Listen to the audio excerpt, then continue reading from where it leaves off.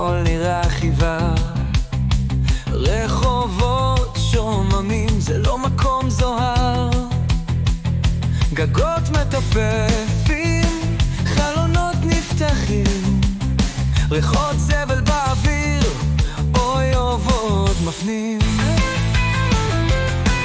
הרמות פסולת בכל פינה, האם יש פה בכלל מקסחת דשא קטנה?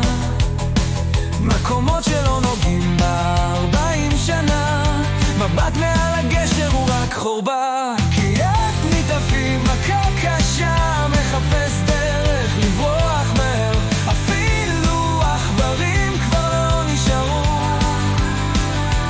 רק ביוב קודח ורעש צורם בלתי נפסק.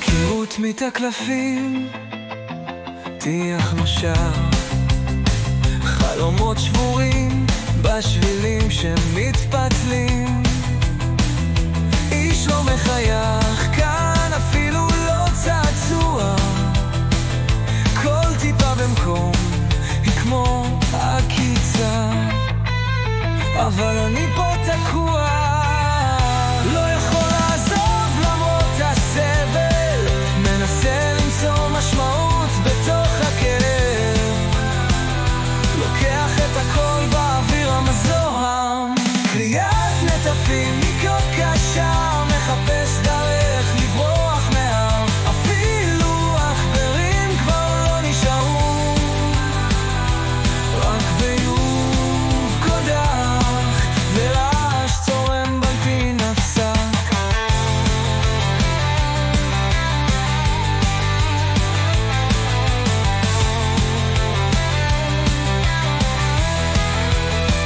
קירות מתקלפים, טיח נושר, חלומות שבורים בשבי רוח מהר,